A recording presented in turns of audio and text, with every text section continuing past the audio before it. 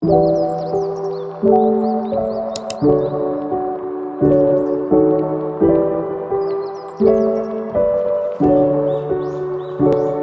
everyone.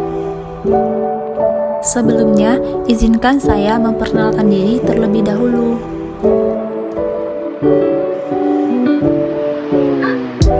Let's go.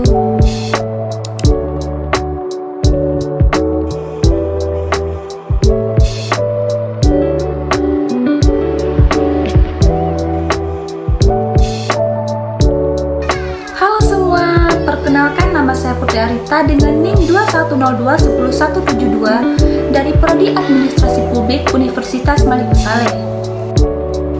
Baiklah, di sini saya akan menjelaskan tentang kinerja implementasi otonomi daerah di Indonesia.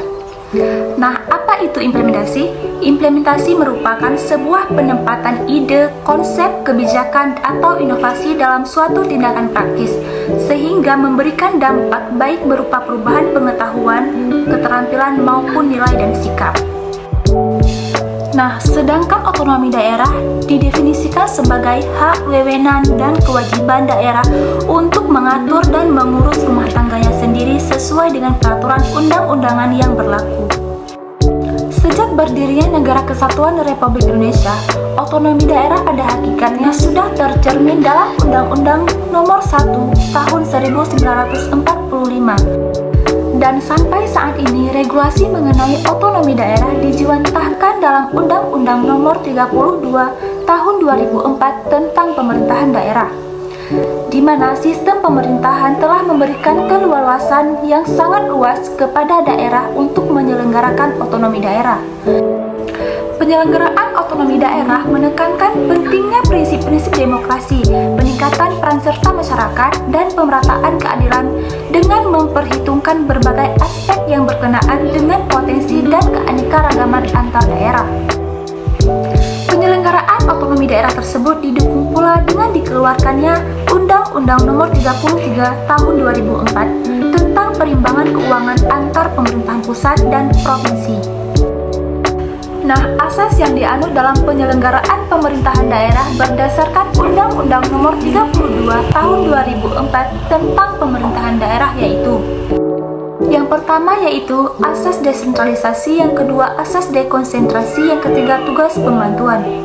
Nah, asas desentralisasi yaitu penyerahan wewenang pemerintah oleh pemerintah kepada daerah otonom untuk mengatur dan mengurus urusan pemerintah dalam Sistem Negara Kesatuan Republik Indonesia. Sedangkan untuk asas dekonsentrasi yaitu pelimpahan wewenang pemerintahan oleh pemerintah kepada gubernur sebagai wakil pemerintah atau kepada instansi vertikal di wilayah tertentu. Sedangkan tugas pembantuan adalah penugasan pemerintah kepada daerah dan desa dari pemerintah provinsi kepada kabupaten atau kota dan desa, serta dari pemerintah kabupaten kota kepada desa untuk melaksanakan tugas tertentu. Nah, sementara itu, prinsip pembagian urusan pemerintahan menganut sistem residu, material, dan otonomi real, di mana dalam sistem residu secara umum telah ditentukan lebih dahulu tugas-tugas yang menjadi wewenang pemerintahan pusat, sedangkan sisanya menjadi urusan rumah tangga daerah. Sedangkan sistem material, tugas pemerintah daerah ditetapkan satu persatu secara limitif atau terinci. Di luar tugas yang telah ditentukan merupakan urusan pemerintah pusat. Sistem material ini bisa dibilang kurang fleksibel karena setiap perubahan tugas dan wewenang daerah harus dilakukan melalui prosedur yang lama dan berbelit-belit. Akibatnya menghambat kemajuan daerah karena mereka harus menunggu penyerahan yang nyata bagi setiap urusan.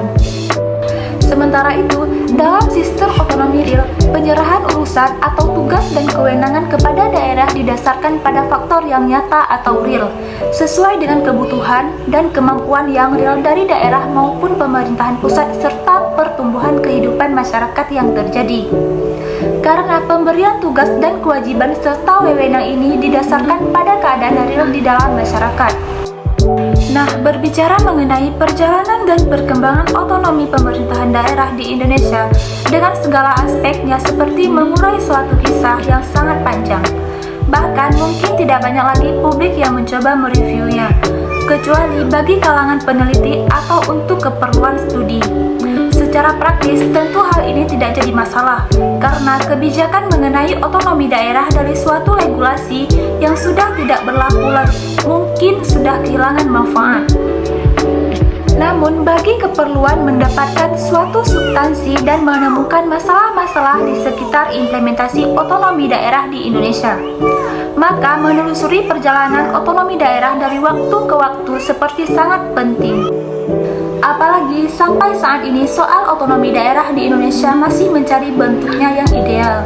Dalam perspektif ini, dengan menelusuri regulasi berkaitan dengan otonomi daerah, setidaknya akan ditemukan mengapa kebijakan otonomi daerah di Indonesia selalu berubah-ubah.